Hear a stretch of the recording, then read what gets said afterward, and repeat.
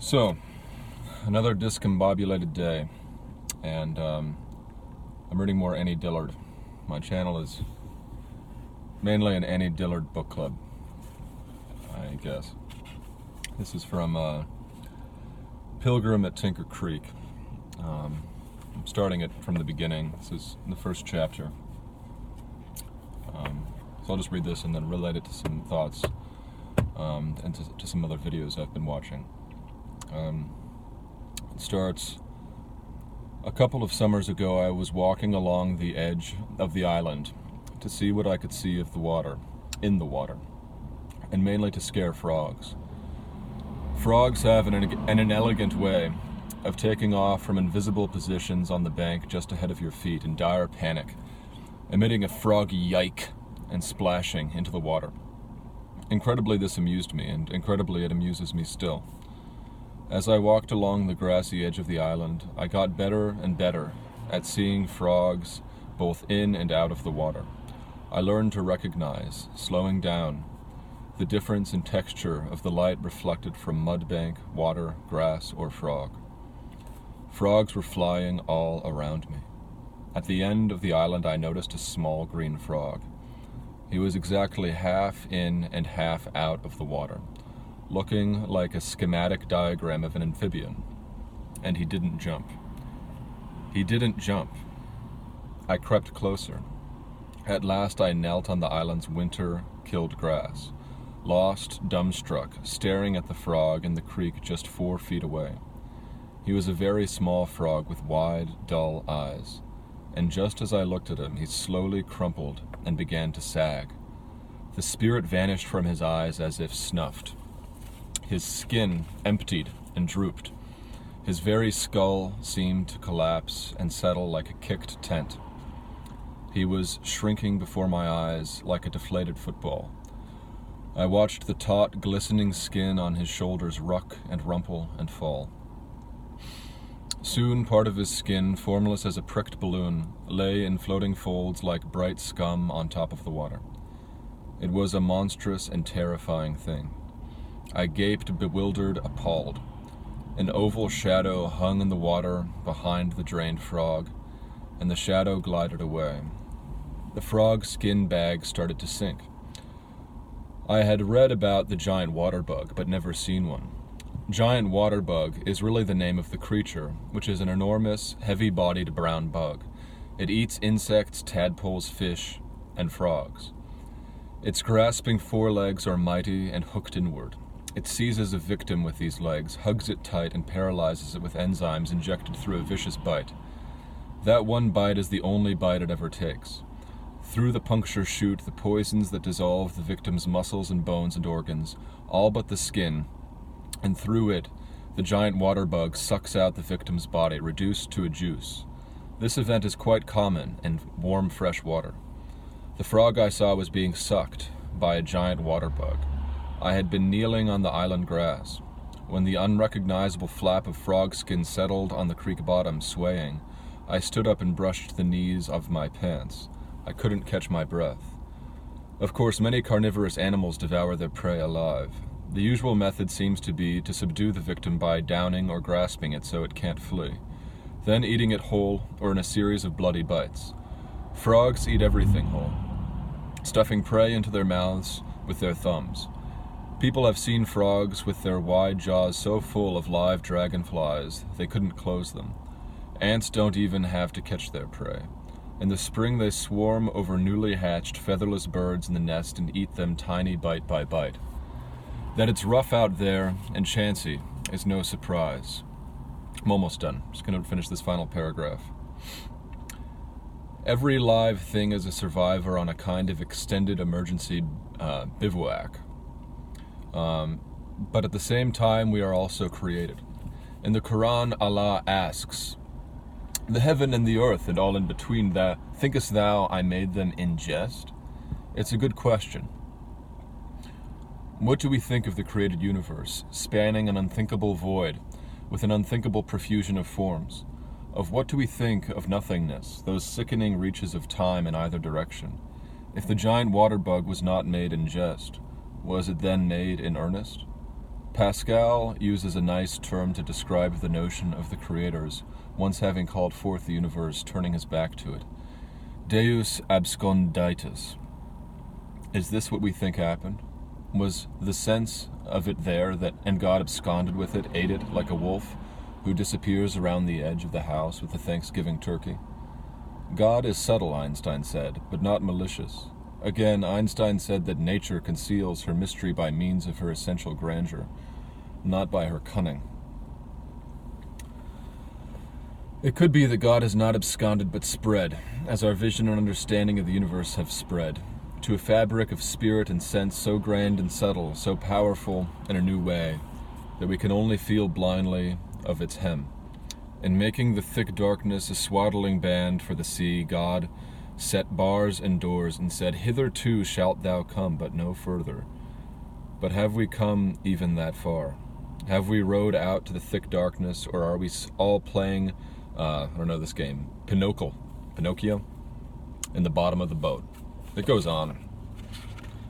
I can't read all of this. But cruelty is a mystery, and the waste of pain.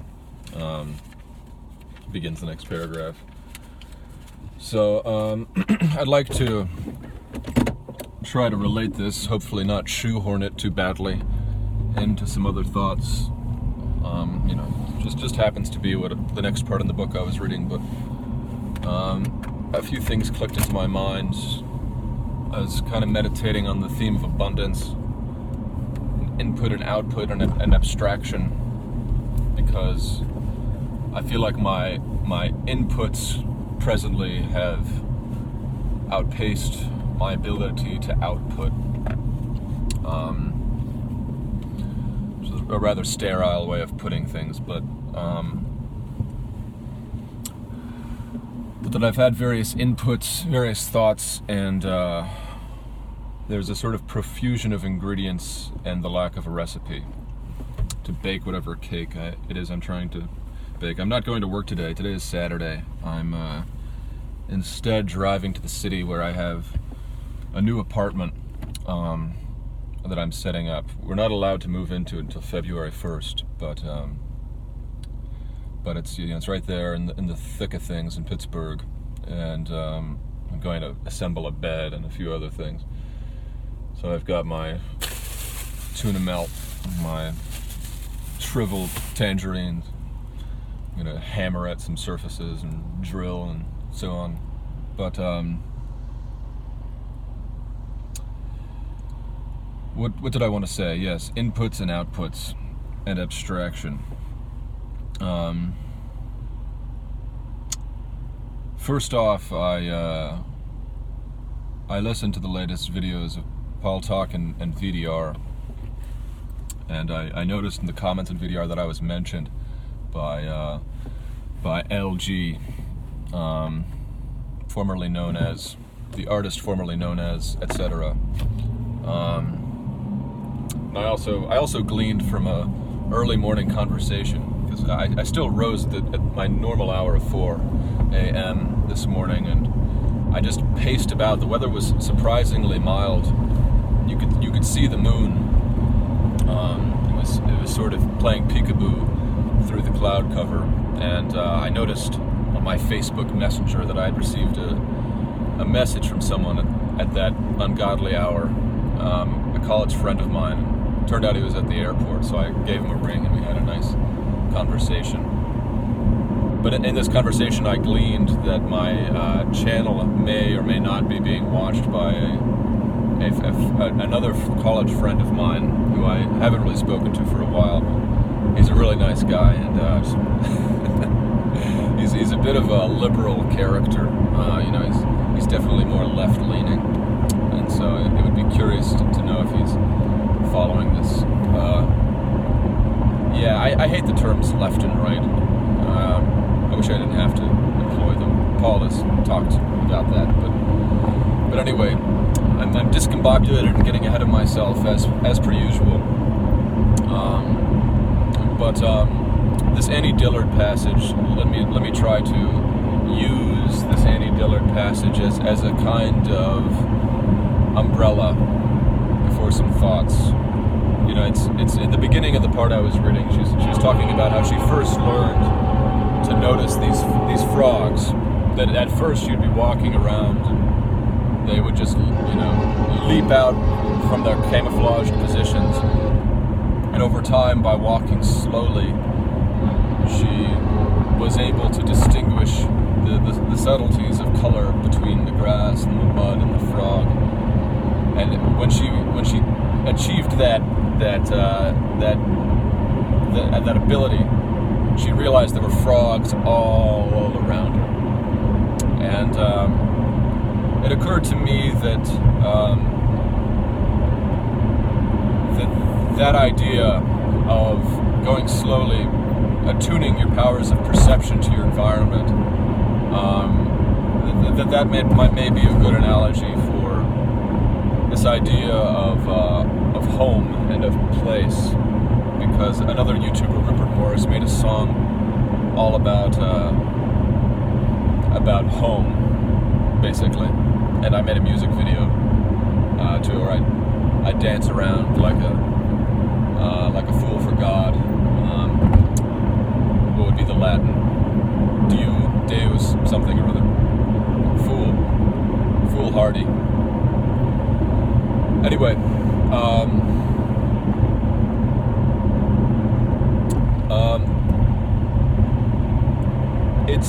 I think in the modern world, there's clearly a tension between those who travel about, the rootless cosmopolitan globalist elite, and those who are more or less stuck, something like that, or in general, there's a sense of being displaced.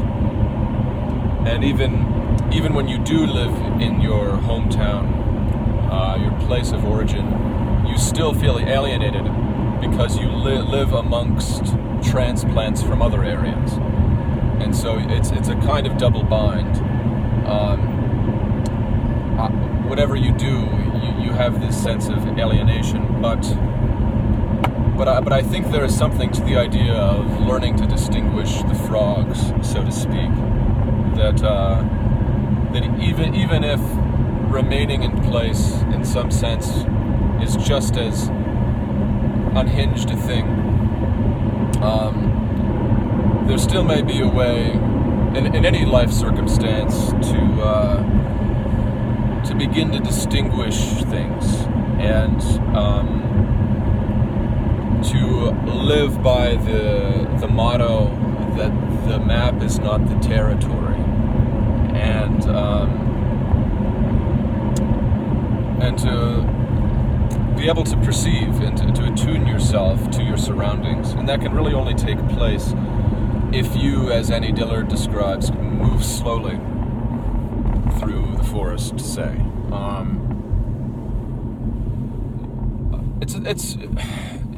It's not something to be too doctrinaire about. Annie Dillard, she traveled all around. She traveled to the Galapagos Islands and to Antarctica and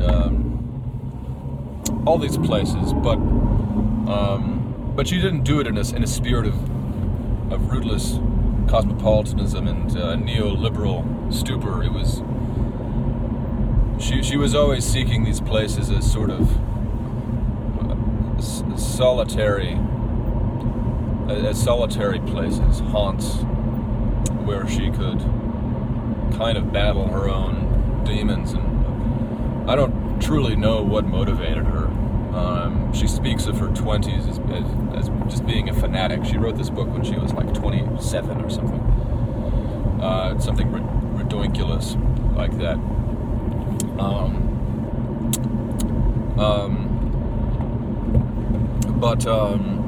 But yes, in any case, when we have, there's just a tension there, because on the one hand, you want to stay in place and you want to be able to distinguish, but then when you do distinguish, maybe you find these horrific things, and you you have a certain kind of pain in coming to your senses, that we numb ourselves so much, we dissociate, etc. And when we begin to awake, it's a process of pain, and we wake into being the way a baby is born. It's very painful for when a mother gives birth, and when we give birth spiritually, there's also a pain there, I think, because your eyes aren't adjusted to the light. You didn't even know these frogs were there, and then all of a sudden they're everywhere, and many of them are being eaten alive by these horrific alien-looking extraterrestrial, like demon-created things. For anyone who's ever taken a psychedelic drug, there's always there's a double-edged quality to it, because you see all this beauty and everything is guilt, but on the other hand, you open yourself to horror, and it's like too much too soon. It's like you've begun performing a C-section on yourself without anesthesia, and you haven't come to term yet. You're a preemie, and here you are sticking your head out of the womb and getting a look. It's not good, probably, at least under most circumstances, or many circumstances. I don't know. I don't want to get too judgy. Maybe there's a lot of value to these types of things. I learned that Billy Joe Shaver took peyote, which is mescaline, which is close to what I had taken when I was 14, and it was a very impactful experience.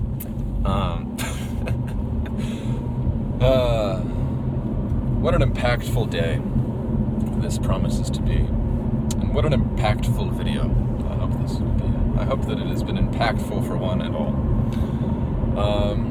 So yeah, how do we make our brains full of more impactfulness, more full of impactfulnesses, and impactfulnessality?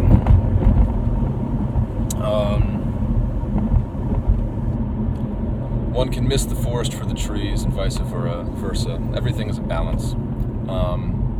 But how do I relate this in any meaningful way to what Paul and Rupert, VDR are all getting at? So there's this huge kerfluffle about Judaism and Jewishness and anti-Semitism and the Holocaust that is in the air, and there's a spice, there's a sort of heat level, a Tabasco intensity to that subject matter. It's hot. You touch it and you might get burned.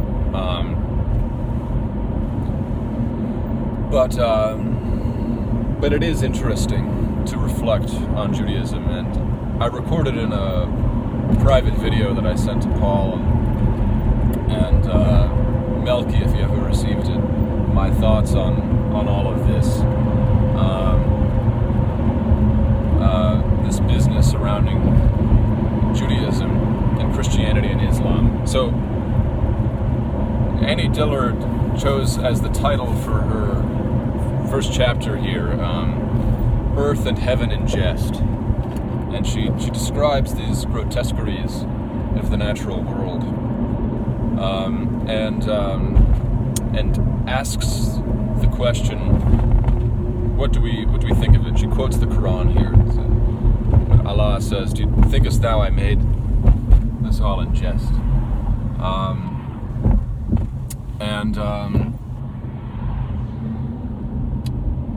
I think among the different branches of religion,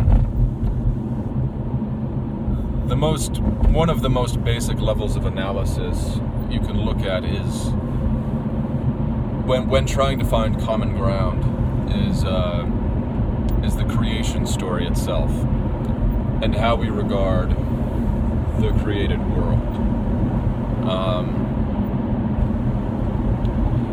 And between Judaism and Christianity, I see the most overlap.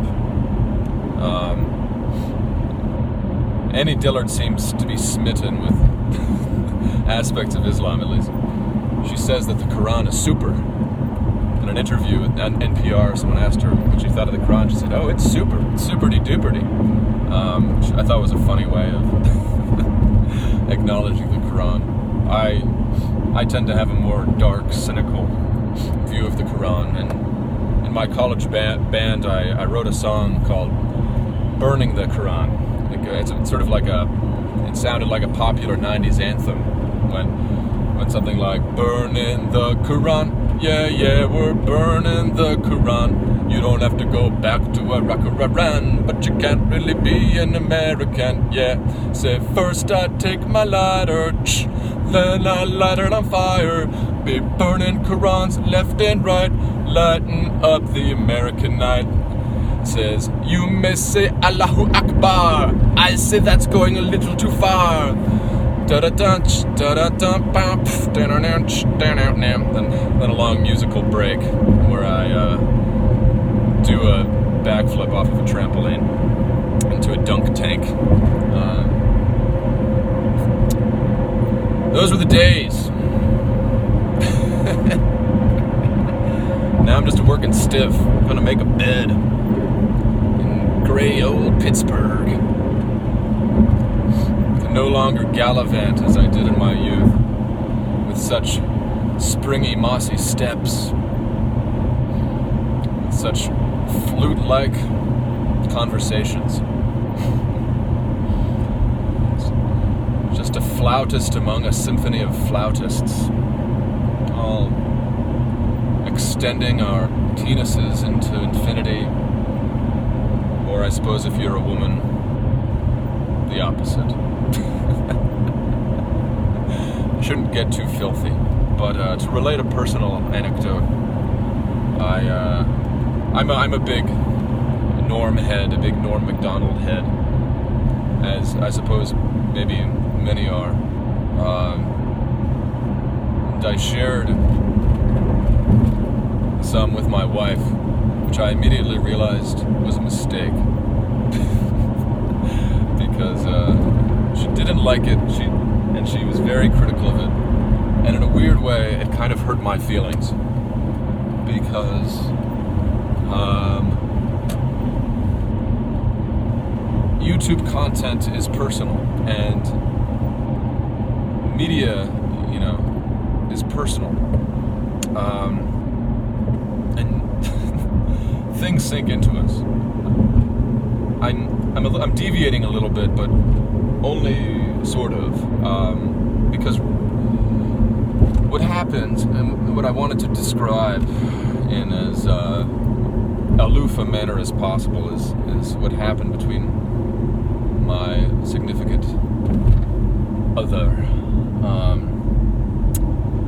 my brother from another mother's sister's former roommate's cat's current owner, is that she criticized this thing, and this is just, it could have been with anything, but it was like I went comatose. Like emotionally, I am a faltering and ruinous being. I'm a leaning tower of Pisa, except not even as sturdy, because that has actually stood the test of time.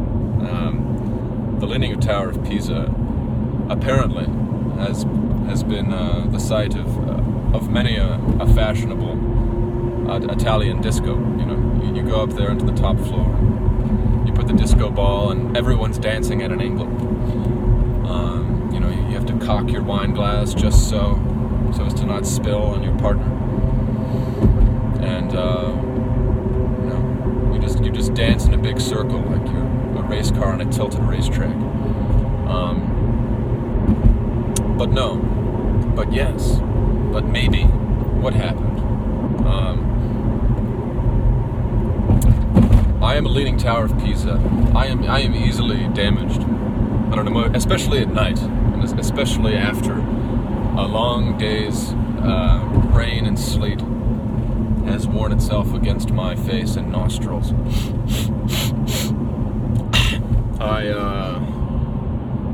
I find myself fragile in ways I wish I wasn't, and in an arching sort of way, you might say this is because of the fall. The Edenic fall that all of us are all too badly put together. We've all been disassembled and reassembled without the proper constituent parts.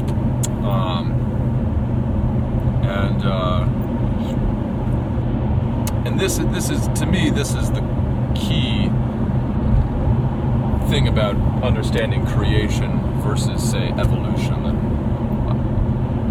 I really don't believe in evolution, basically. And so, as soon as you out yourself as someone who doesn't believe in evolution, it's like you've come out of the closet as somebody not to be taken seriously, a kook, but increasingly not so. It's all a public relations game at the end of the day. But basically, my view is the Michael Behe kind of view. He wrote these two books, the Darwin's Black Box and The Edge of Evolution. And in those books, he very intelligently, to my mind, lays out the flaws in evolutionary thinking. And I'll try to reel this in and make it a little less abstract, but show where the rubber hits the proverbial road. But basically, the idea of evolution is very depersonalizing. It makes everything mechanistic, and the fact that evolution has spread has created a kind of numbing of the world at large, and how we regard things, and especially surrounding the idea of race and genetics, and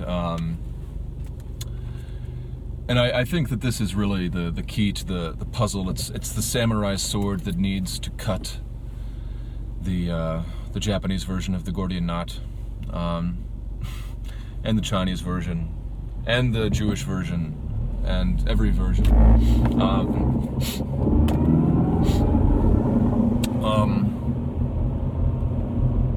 The Michael Behe, people can make up their own minds about these things, go back and forth, but I'm personally convinced that things don't evolve that in any kind of random way, or incrementally at all. That things devolve. That what we call evolution is mostly advantageous devolution. So Michael Behe uses the example of malaria, and how in Africa the malaria was so widespread. Speaking of frog-sucking insects, human-sucking insects, right? Malaria was so widespread that the vast majority of Africans, at least those who lived in low-lying land, developed an immunity to malaria, which you'd think is an evolutionary thing, it's a good thing, right? But in fact, the immunity had to do with a defect in the structuring of the red blood cell, because the way the malarial virus attacks the human organism is by latching onto the red blood cell, which normally in a healthy human being is like a squishy water balloon. So the virus latches onto this water balloon and carries it throughout your system, infects your whole body, and eventually kills you. And so a defect arose through random mutation. It was basically just a breakdown of that squishy water balloon, and it made it into a kind of hardened, misshapen little crinkled up water balloon, and the virus could no longer latch on to this new deformed red blood cell. And so those who had that defect, they survived. The survival of the fittest. But other than serving as a protection against this virus, it's in no way an improvement, because the original design of the red blood cell was fitted to the blood cell. It passed through the vessels in such and such a way. The circulation of the blood, all these things end up being compromised, and that's why people of African descent, by and large, are at much higher risk of heart disease and sickle cell, whatever. And so, from my armchair internet researches, I've become convinced that basically evolution throughout the vast majority of human history, from Adam and Eve onward, because as Catholics we really have to affirm that Adam and Eve were real people. They're not just simply symbolic signifiers. They existed, so that throughout human history, little defects and things like this, because of the hostile nature of reality that we live in, have been at play in the words of Devo, band from the 80s. Are we not men? We are Devo. Are we not men? DVO. They say it's all just wind and sail, or has it? They say we all. There's some lyric about it in Jocko Homo, sung by Devo. Yeah. They say we lost our tails, descended down from little snails. I say it's all just wind and sails. Are we not men? We are Devo. So we are Devo. We are in a state of devolution, and since the coming of Christ, we are also in a state of reconciliation and redemption. And so a new creation has begun that is working on this dead flesh of ours to bring us eventually into a glorified body. And so that is going on as well, presumably.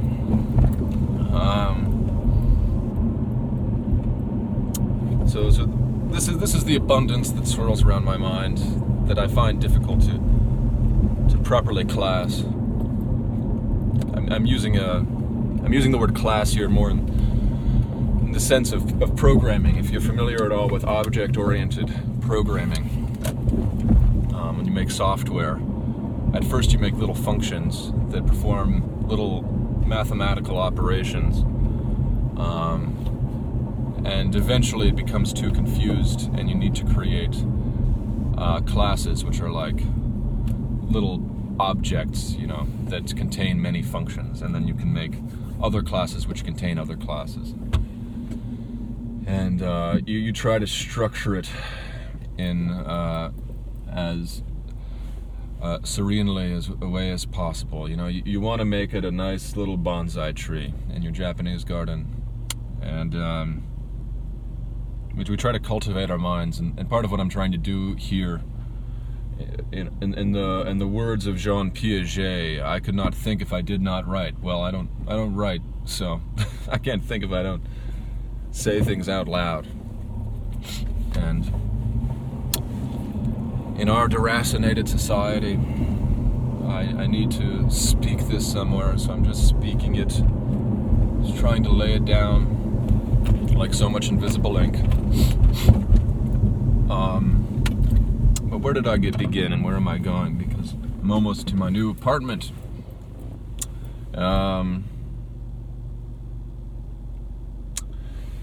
I'm kind of gliding around various subjects because I'm a little hesitant to sink my teeth into this or that thing, and And in a way, there's not really anything. It's all conversation. All conversation ought have the freedom and the right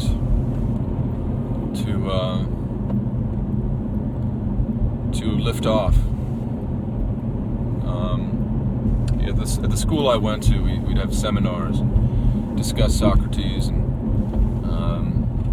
Newton, all around discussion table. And traditionally, you'd begin every conversation with an opening question. And that question could be detailed and precise and full of footnotes, or it could be cryptic. I remember hearing about a seminar on the book of Job, and the opening question was something like, why did God create the ostrich? Why indeed? Why did God create the water bug and the frog? Or I guess the answer, working off this theme of devolution, is he didn't create them just so, that there was a fall, and these things may have been half-formed and or devolved from other things, and they've become monstrous. And if we allow ourselves to fall into the grip of sheer nature, we too will become monstrous.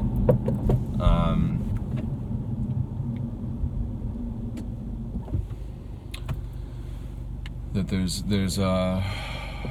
there's definitely the possibility in groups of people, and also in every single individual soul, to be lost and to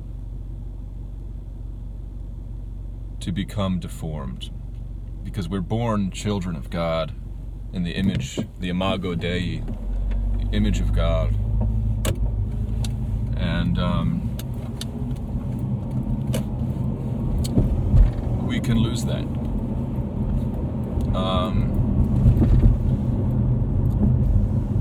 But so we're all made in the image of God, everyone, and so Christianity and Judaism as well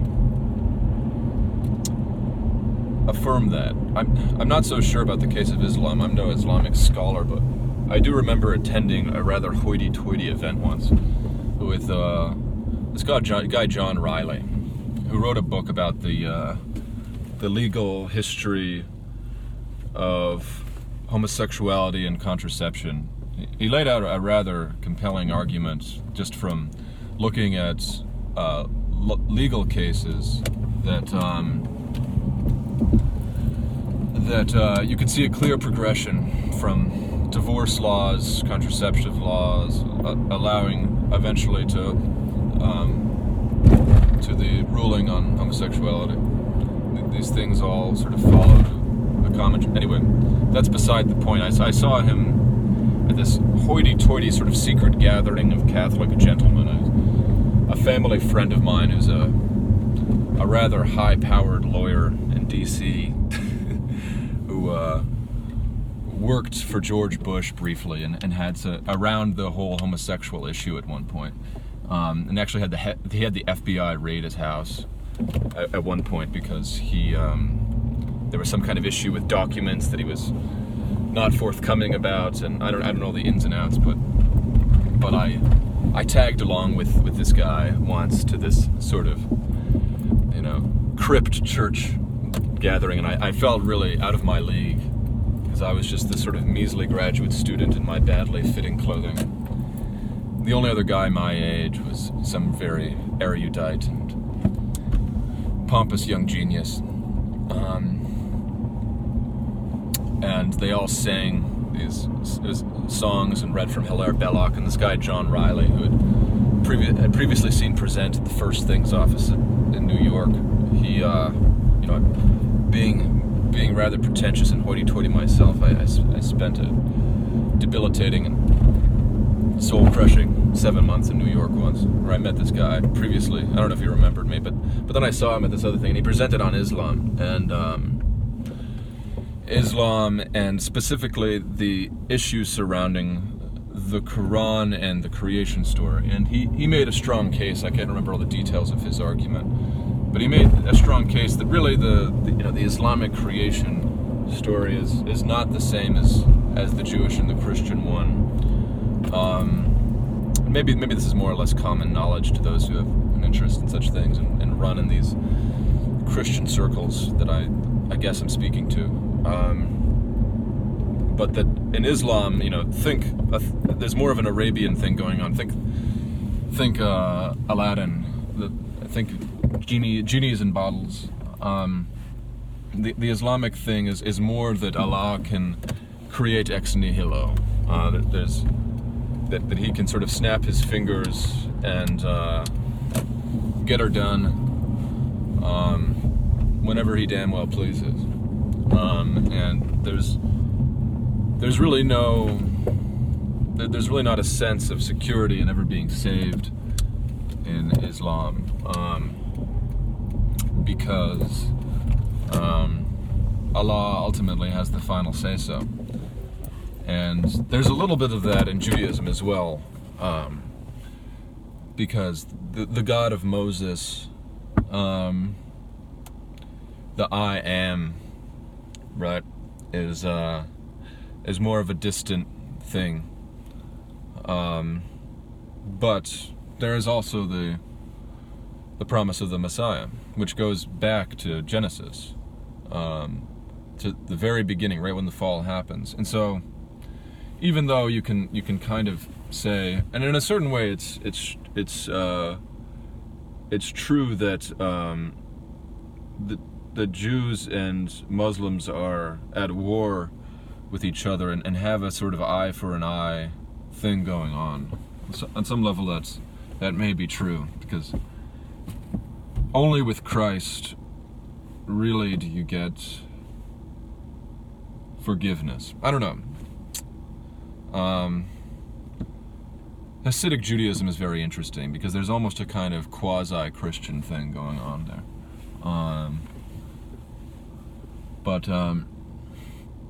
Yeah, that's all I really have to say. The main enemy really is resentment.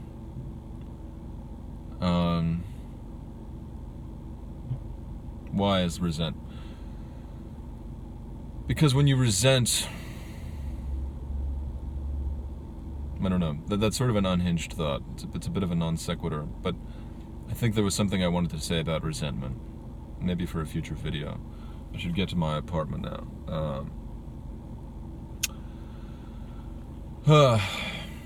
The abundance of it all. Let me just close with a prayer. No, well, I could. Why not? Just cross myself. No, I wanted to close with a poem by Robert Frost, which I think I tried to recite earlier, but I returned to. And it's about standing still, seeing things, letting things come into focus. I'm coming to this apartment now, and even though it's been a kind of a low-grade nightmare living with my parents, I've developed my routines, and I've grown comfortable in that low-grade nightmare, and I really chafe at change. I really don't like it. I don't like having to adopt a new routine and to find new sources of solitude. And, because you just get in a rhythm in any living situation. You get into a rhythm. And there's stuff I wanted to say in relation to that and all of this. About change and how change takes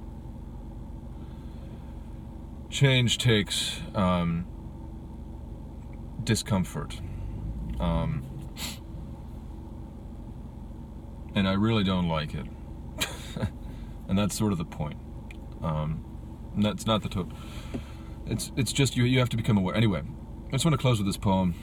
I'm beginning to ramble and becoming unraveled. If more comes back to me, and I'm sure it will, I'll keep you apprised.